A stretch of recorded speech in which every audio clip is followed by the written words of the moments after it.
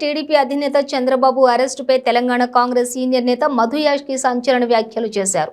Chandrababu arrest వెనుక ప్రధాని మోదీ, తెలంగాణ ముఖ్యమంత్రి కేసీఆర్ కూడా ఉన్నారని, దీనికి సంబంధించిన పక్కా సమాచారం తమ వద్ద ఉందని ఆయన ఆరోపించారు. ఏపీలో జగన్ గెలుపు కోసం కేసీఆర్ 100 కోట్లు ఖర్చు పెట్టారనే విషయం కూడా అందరికీ తెలిసిందేనని చెప్పారు. చంద్రబాబుపై మోదీకి శత్రుత్వం ఉందని అన్నారు. చంద్రబాబుకు బెయిల్ కూడా రాకుండా అడ్డుకుంటున్నారని చెప్పారు. చంద్రబాబు అరెస్టుపై కేసీఆర్ కానీ కేటీఆర్ కానీ ఇంతవరకు ఒక్క మాట కూడా మాట్లాడలేదని విమర్శించారు. ఏపీ ఓటర్లను ఆకట్టుకోవడం కోసమే LB Nagar BRS MLA Sudheer Reddy చంద్రబాబుకు అనుకూలంగా కల్లబొల్లి మాటలు మాట్లాడారని దుయ్యబట్టారు. ఢిల్లీ లిక్కర్ స్కామ్లో యాప్ డిప్యూటీ సీఎం మనీష్ సిసోడియాను అరెస్ట్ చేశారని, కానీ ఇంతవరకు బీఆర్ఎస్ ఎమ్మెల్సీ కవితను అరెస్ట్ చేయలేదని, ఇది బీజేపీ బీఆర్ఎస్కు మధ్య ఉన్న మ్యాచ్ ఫిక్సింగ్ అని అన్నారు.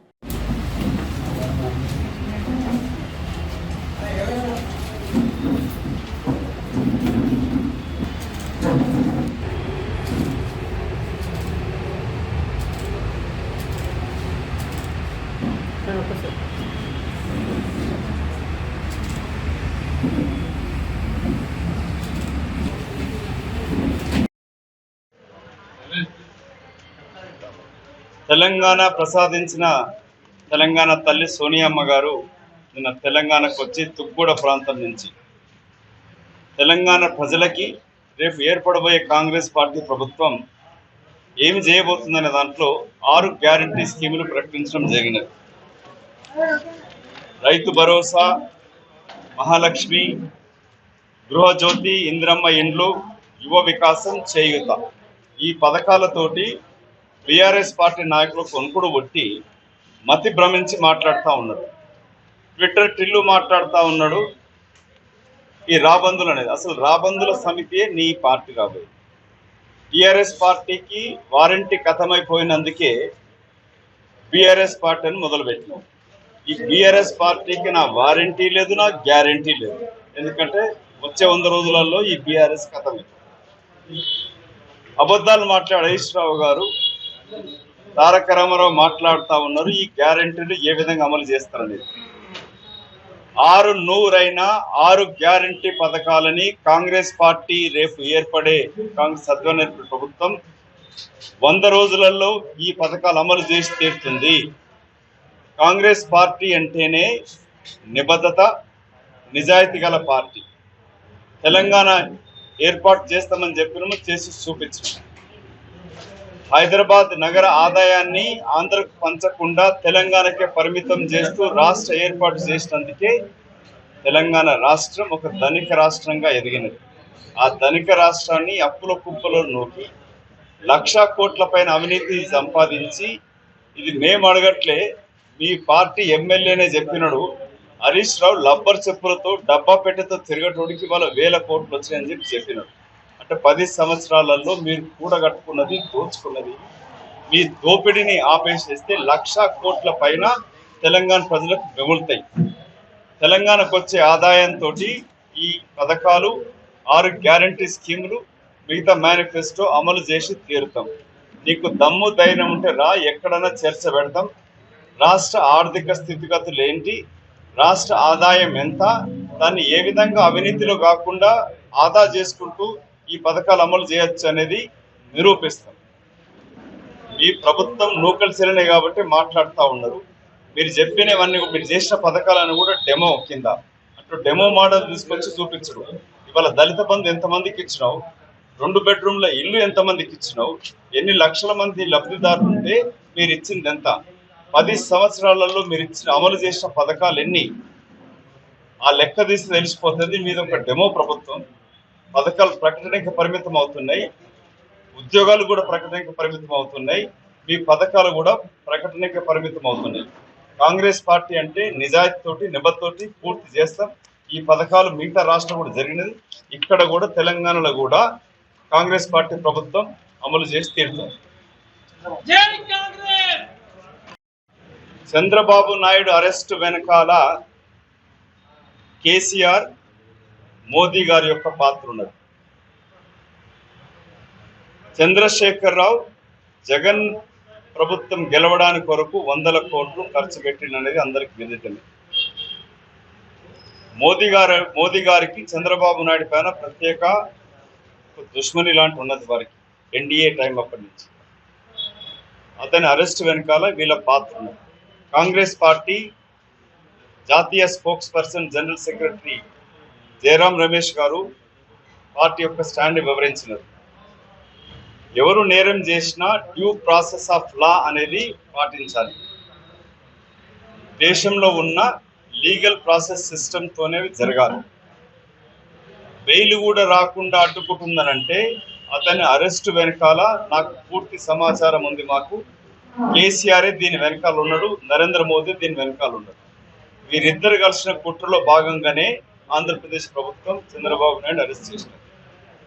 ఇక్కడ స్థానిక ఎమ్మెల్యే చేతులు కట్టుకొని ముసలి కన్నీరు గారుస్తూ ఉన్నాడు.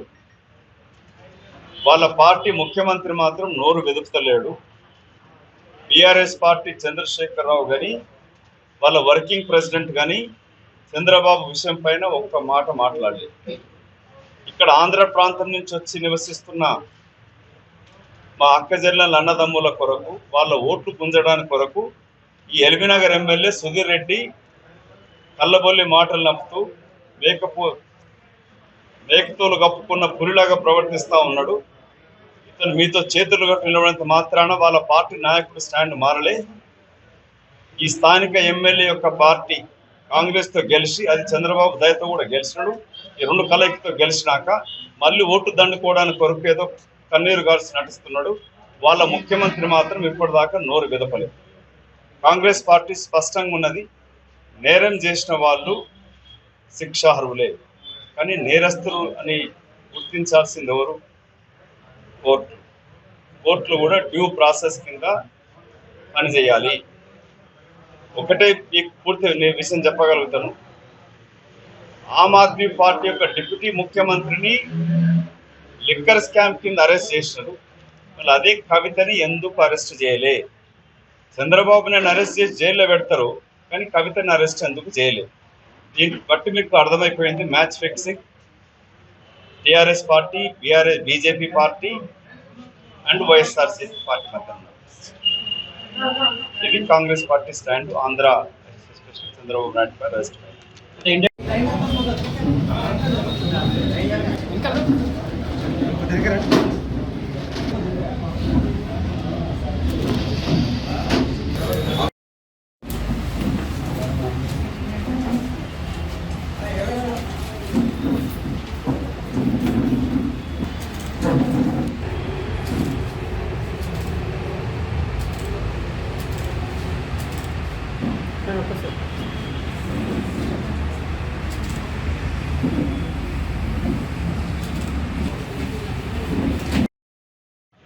చంద్రబాబు నాయుడు అరెస్ట్ వెనకాల కేసీఆర్, మోదీ గారి యొక్క పాత్ర ఉన్నది.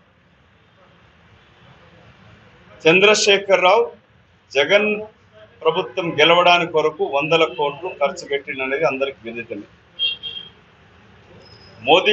మోదీ గారికి చంద్రబాబు నాయుడు పైన ప్రత్యేక దుష్మని లాంటి ఉన్నది వారికి. ఎన్డీఏ టైం అప్పటి నుంచి అతని అరెస్ట్ వెనకాల వీళ్ళ పాత్ర ఉన్నది. కాంగ్రెస్ పార్టీ జాతీయ spokes person general secretary Jayaram Ramesh గారు పార్టీ యొక్క స్టాండ్ వివరించినారు. ఎవరు నేరం చేసినా డ్యూ ప్రాసెస్ ఆఫ్ లా అనేది పాటించాలి. దేశంలో ఉన్న లీగల్ ప్రాసెస్ సిస్టంతోనే జరగాలి. బెయిల్ కూడా రాకుండా అడ్డుకుంటుందనంటే అతని అరెస్ట్ వెనకాల నాకు పూర్తి సమాచారం ఉంది. మాకు కేసీఆర్ దీని వెనకాల ఉన్నాడు, నరేంద్ర మోదీ దీని వెనకాల ఉన్నాడు. వీరిద్దరు కలిసిన కుట్రలో భాగంగానే ఆంధ్రప్రదేశ్ ప్రభుత్వం చంద్రబాబు నాయుడు అరెస్ట్ చేసినారు.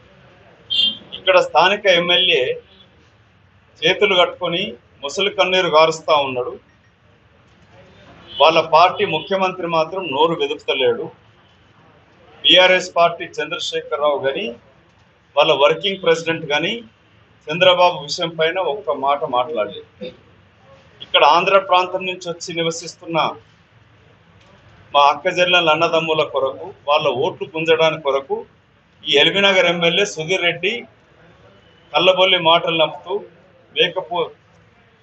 మేకతోలు కప్పుకున్న పులిలాగా ప్రవర్తిస్తూ ఉన్నాడు. ఇతను మీతో చేతులు కట్టి నిలబడినంత మాత్రాన వాళ్ళ పార్టీ నాయకుడు స్టాండ్ మారలే. ఈ స్థానిక ఎమ్మెల్యే యొక్క పార్టీ కాంగ్రెస్ తో గెలిచి, అది చంద్రబాబు దయతో కూడా గెలిచినాడు. ఈ రెండు కలయికతో గెలిచినాక మళ్ళీ ఓటు దండుకోవడానికి కొరకు ఏదో కన్నీరు గార్చి నటిస్తున్నాడు. వాళ్ళ ముఖ్యమంత్రి మాత్రం ఇప్పటిదాకా నోరు విదపలేదు. కాంగ్రెస్ పార్టీ స్పష్టంగా ఉన్నది, నేరం చేసిన వాళ్ళు శిక్షార్హులే, కానీ నేరస్తులు అని గుర్తించాల్సింది ఎవరు? కోర్టులు కూడా డ్యూ ప్రాసెస్ కింద పనిచేయాలి. ఒకటే మీకు పూర్తి విషయం చెప్పగలుగుతాను. ఆమ్ ఆద్మీ పార్టీ యొక్క డిప్యూటీ ముఖ్యమంత్రిని లిక్కర్ స్కామ్ కింద అరెస్ట్ చేసినారు. మళ్ళీ అదే కవితని ఎందుకు అరెస్ట్ చేయలే? చంద్రబాబు నాయుడు అరెస్ట్ చేసి జైల్లో పెడతారు, కానీ కవితని అరెస్ట్ ఎందుకు చేయలేదు? దీన్ని బట్టి మీకు అర్థమైపోయింది match fixing TRS party, BJP party and YSRCP party మధ్య. ఇది కాంగ్రెస్ పార్టీ స్టాండ్ ఆంధ్ర చంద్రబాబు నాయుడు పై అరెస్ట్.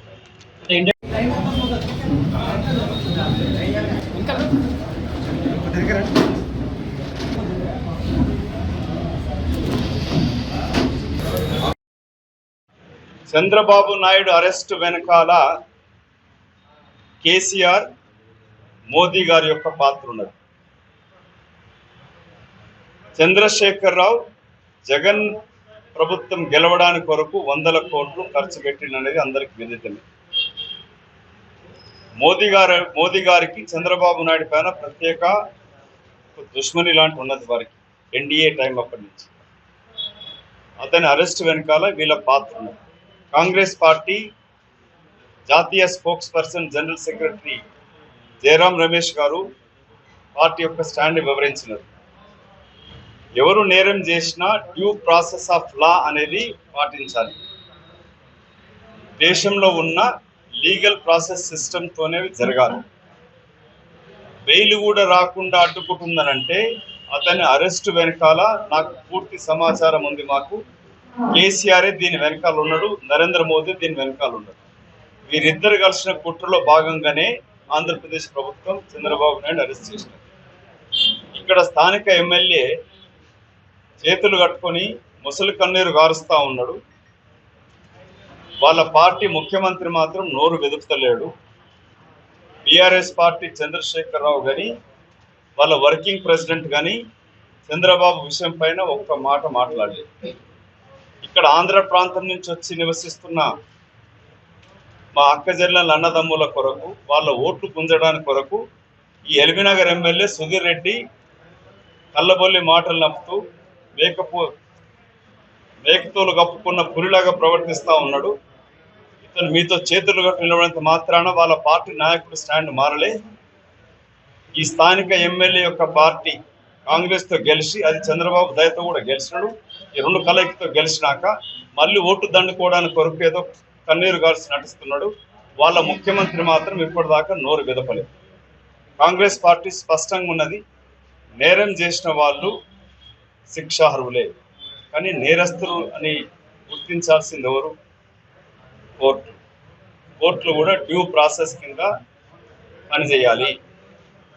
ఒకటే మీకు పూర్తి విషయం చెప్పగలుగుతాను. ఆమ్ ఆద్మీ పార్టీ యొక్క డిప్యూటీ ముఖ్యమంత్రిని లిక్కర్ స్కామ్ కింద అరెస్ట్ చేసినారు. మళ్ళీ అదే కవితని ఎందుకు అరెస్ట్ చేయలే? చంద్రబాబు నాయుడు అరెస్ట్ చేసి జైల్లో పెడతారు, కానీ కవితని అరెస్ట్ ఎందుకు చేయలేదు? దీన్ని బట్టి మీకు అర్థమైపోయింది match fixing TRS party, BJP party and YSRCP party మధ్య. ఇది కాంగ్రెస్ పార్టీ స్టాండ్ ఆంధ్ర చంద్రబాబు నాయుడు పై అరెస్ట్. తెలంగాణ ప్రసాదించిన తెలంగాణ తల్లి సోనియమ్మ గారు నిన్న తెలంగాణకు వచ్చి తుగ్గూడ ప్రాంతం నుంచి తెలంగాణ ప్రజలకి రేపు ఏర్పడబోయే కాంగ్రెస్ పార్టీ ప్రభుత్వం ఏమి చేయబోతుందనే దాంట్లో 6 గ్యారంటీ స్కీములు ప్రకటించడం జరిగినది. రైతు భరోసా, మహాలక్ష్మి, గృహజ్యోతి, ఇంద్రమ్మ ఇండ్లు, యువ వికాసం, చేయూత, ఈ పథకాలతోటి బీఆర్ఎస్ పార్టీ నాయకులు కొనుక్కుడు కొట్టి మతి భ్రమించి మాట్లాడుతూ ఉన్నాడు. ట్విట్టర్ టిల్లు మాట్లాడుతూ ఉన్నాడు. ఈ రాబందులు అనేది అసలు రాబందుల సమితి నీ పార్టీ రాబోయే టిఆర్ఎస్ పార్టీకి వారంటీ కథమైపోయినందుకే బిఆర్ఎస్ పార్టీ అని మొదలుపెట్టినాం. ఈ బిఆర్ఎస్ పార్టీకి నా వారంటీ లేదు, నా గ్యారంటీ లేదు. ఎందుకంటే వచ్చే 100 రోజులలో ఈ బిఆర్ఎస్ కథమే. అబద్ధాలు మాట్లాడే హరీష్ రావు గారు, తారక రామారావు మాట్లాడుతూ ఉన్నారు ఈ గ్యారంటీలు ఏ విధంగా అమలు చేస్తారనేది. 6 గ్యారంటీ పథకాలని కాంగ్రెస్ పార్టీ రేపు ఏర్పడే కాంగ్రెస్ సద్వన ప్రభుత్వం 100 రోజులలో ఈ పథకాలు అమలు చేసి తీరుతుంది. కాంగ్రెస్ పార్టీ అంటేనే నిబద్ధత, నిజాయితీ గల పార్టీ. తెలంగాణ ఏర్పాటు చేస్తామని చెప్పినాము, చేసి చూపించాము.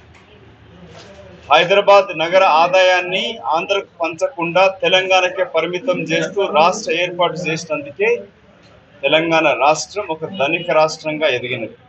ఆ ధనిక రాష్ట్రాన్ని అప్పుల కుప్పలో నూకి 1,00,000 కోట్ల పైన అవినీతి సంపాదించి, ఇది మేము అడగట్లే, మీ పార్టీ ఎమ్మెల్యేనే చెప్పినాడు, హరీష్ రావు లబ్బర్ చెప్పులతో డబ్బా పెట్టెతో తిరగటోడికి వాళ్ళ 1,000 కోట్లు వచ్చాయని చెప్పినాడు.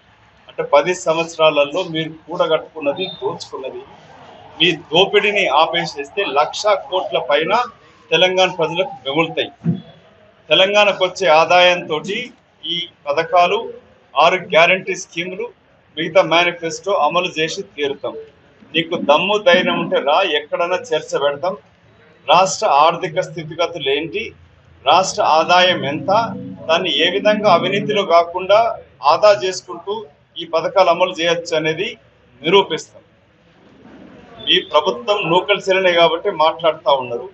మీరు చెప్పినవన్నీ, మీరు చేసిన పథకాలను కూడా డెమో కింద అటు డెమో మోడల్ తీసుకొచ్చి చూపించడు. ఇవాళ దళిత బంధు ఎంతమందికి ఇచ్చినావు, 2 బెడ్రూమ్ల ఇల్లు ఎంతమందికి ఇచ్చినావు, ఎన్ని లక్షల మంది లబ్ధిదారులు ఉంటే మీరు ఇచ్చింది ఎంత, 10 సంవత్సరాలలో మీరు ఇచ్చిన అమలు చేసిన పథకాలు ఎన్ని, ఆ లెక్క తీసి తెలిసిపోతుంది. మీద ఒక డెమో ప్రభుత్వం. పథకాలు ప్రకటనకి పరిమితం అవుతున్నాయి, ఉద్యోగాలు కూడా ప్రకటనకి పరిమితం అవుతున్నాయి, మీ పథకాలు కూడా ప్రకటనకి పరిమితం అవుతున్నాయి. కాంగ్రెస్ పార్టీ అంటే నిజాయితీతోటి, నిబద్ధతోటి పూర్తి చేస్తాం. ఈ పథకాలు మిగతా రాష్ట్రం కూడా జరిగినది, ఇక్కడ కూడా తెలంగాణలో కూడా కాంగ్రెస్ పార్టీ ప్రభుత్వం అమలు చేసి తీరుతాం. జై కాంగ్రెస్!